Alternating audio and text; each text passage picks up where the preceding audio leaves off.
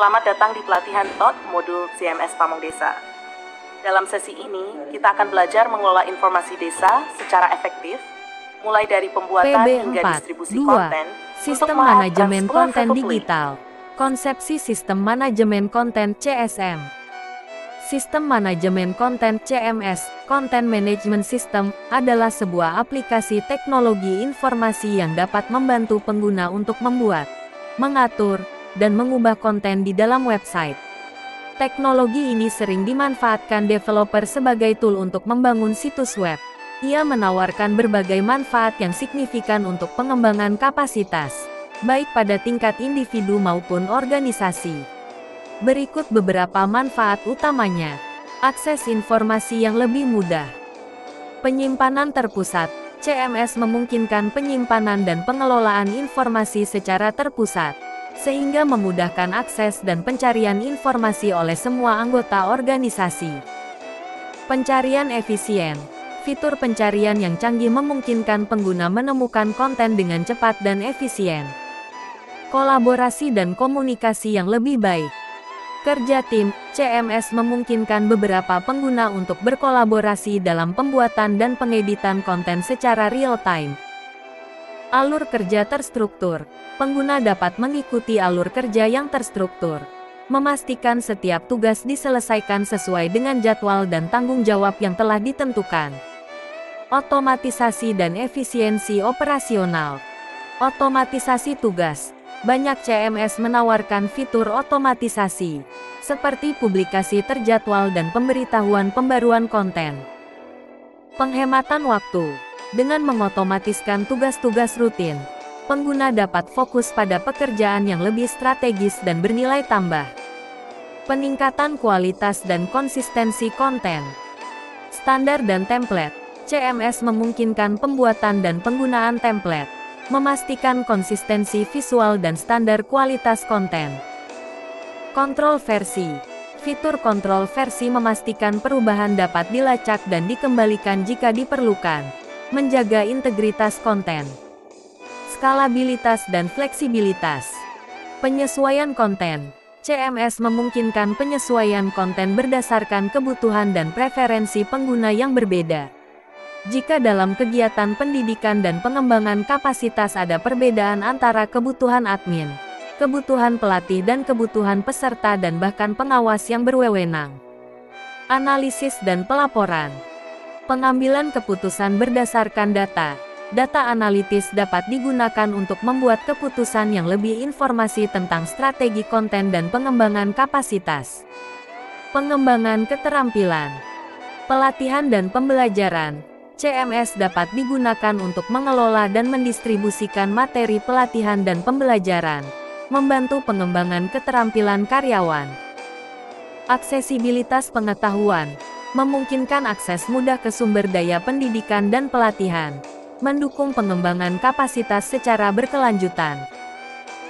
Dengan semua manfaat ini, CMS dapat menjadi alat yang sangat efektif dalam mendukung pengembangan kapasitas, memastikan informasi yang relevan dan berkualitas selalu tersedia, serta memfasilitasi kolaborasi dan efisiensi dalam organisasi. No. Jenis. Pengertian. Kelebihan. Kekurangan. 1. WordPress merupakan tools populer untuk seseorang yang ingin membangun website dan blog, bahkan tanpa perlu memiliki basic programming dengan WordPress. Pengguna baru dapat mengelola website tanpa perlu memahami teknis bahasa pemrograman. Mudah digunakan dan dipelajari. Fleksibilitas. Gratis untuk digunakan.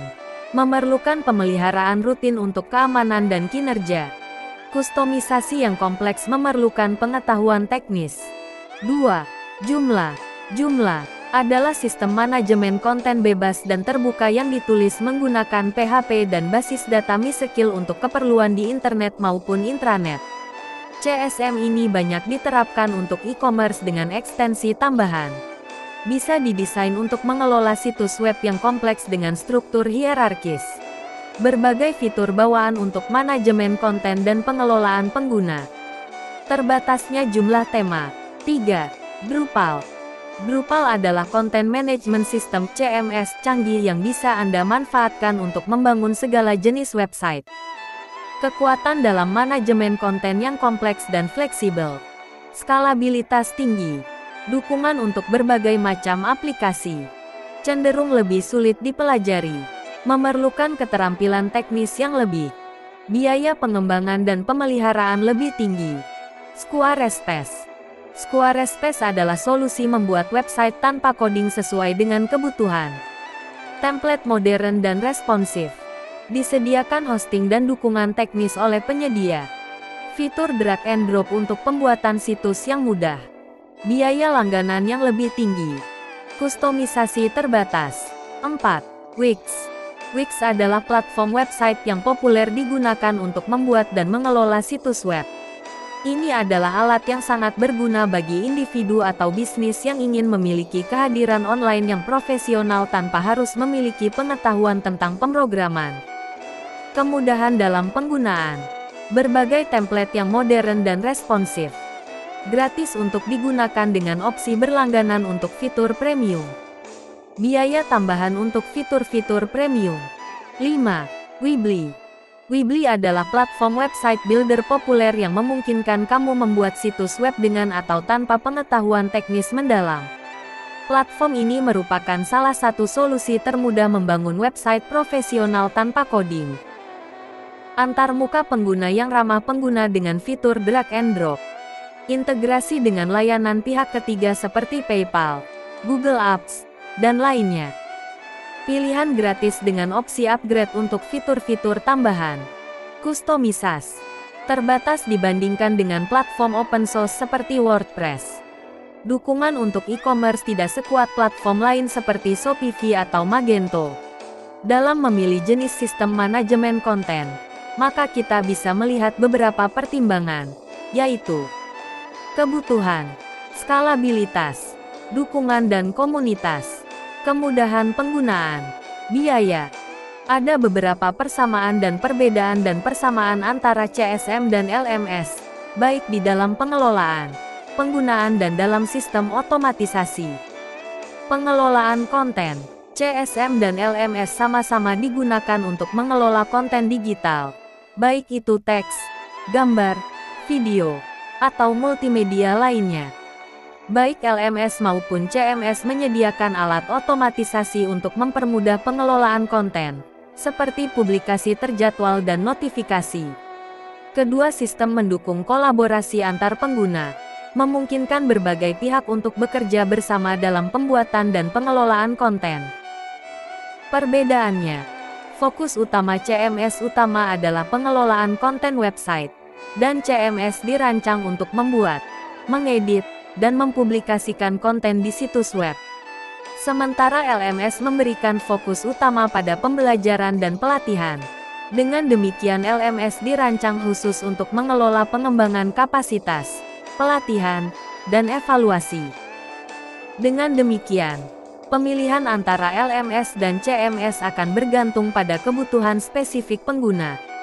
Jika tujuannya adalah untuk mendukung pendidikan dan pelatihan, LMS adalah pilihan yang tepat.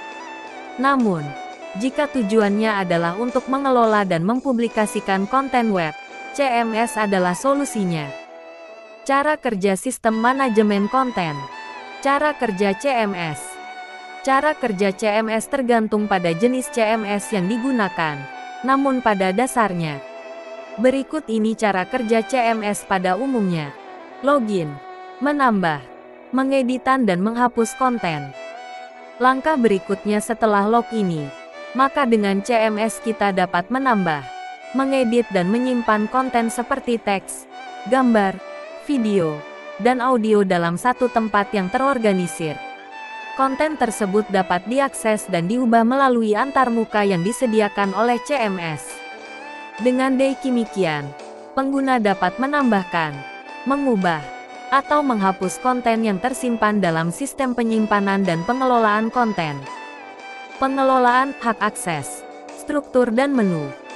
CMS mengelola hak akses pengguna, seperti memberikan akses hanya untuk pengguna yang ditentukan untuk mengedit atau membuat konten. CMS mengelola struktur konten dan menu dalam sebuah situs web, sehingga memudahkan navigasi bagi pengunjung. CMS mengelola template atau desain situs web, sehingga memudahkan pengelolaan tampilan dari sebuah situs web. CMS melakukan backup dan restore konten yang tersimpan dalam sistem, sehingga menjamin konten tetap aman dan dapat diakses kembali jika terjadi masalah. Pembuatan menu untuk penampilan di website. CMS mengelola menu yang dibuat, sehingga dapat diakses dan diubah melalui antarmuka yang disediakan. Itulah cara kerja CMS secara umum. Tergantung dari jenis CMS yang digunakan, mungkin ada tambahan atau perbedaan dalam cara kerjanya. Dengan demikian konten dapat dipublikasi.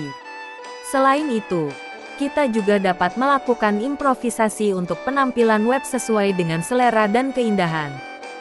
Cara install CMS. Cara menginstal CMS tergantung pada jenis CMS yang digunakan. Namun pada dasarnya, cara menginstal CMS adalah sebagai berikut. Pertama, pastikan bahwa server yang digunakan memenuhi persyaratan sistem yang dibutuhkan oleh CMS yang akan digunakan. Download file instalasi CMS yang digunakan dari situs web resmi. Upload file instalasi ke server menggunakan FTP atau file manager pada cPanel. Buat database baru untuk CMS menggunakan PHPMyAdmin atau tool database lainnya yang tersedia di cPanel. Akses alamat URL dari server, dan ikuti langkah-langkah instalasi yang ditunjukkan. Masukkan informasi yang dibutuhkan seperti nama database, nama pengguna, dan kata sandi yang digunakan untuk mengakses database. Tunggu hingga proses instalasi selesai dan ikuti langkah-langkah selanjutnya untuk menyelesaikan instalasi. Setelah instalasi selesai, login ke antarmuka administrator dan mulai mengelola konten dari situs web. Mempelajari CMS bisa dibilang tidaklah mudah, apalagi bagi para pemula. Maka dari itu, untuk para pemula perlu memahami CMS terlebih dahulu. Melalui buku trik mudah membuat CMS website dari nol ini, kamu akan jadi lebih mudah dalam mengikuti setiap langkah-langkah dalam membuat CMS. Buku ini ditulis dengan bahasa yang sederhana, sehingga cocok untuk para pemula. Selain itu, kamu juga bisa membuat website jadi lebih mudah. Kesimpulan, CMS Content Management System secara garis besar adalah sistem yang digunakan untuk mengelola, mengedit, dan menyimpan konten dari sebuah situs web. CMS memungkinkan pengguna untuk membuat, mengedit, dan mengelola konten dari antarmuka web tanpa harus memiliki pengetahuan teknis yang mendalam tentang pemrograman web. Fitur-fitur yang ditawarkan oleh CMS dapat bervariasi tergantung pada jenis CMS yang digunakan. Namun pada umumnya termasuk pengelolaan hak akses, pengelolaan template, pengelolaan plugin, ekstensi, pengelolaan menu, dan lain-lain. BP4 akan mulai dengan studi kasus aplikasi manajemen konten desa menggunakan Laravel API.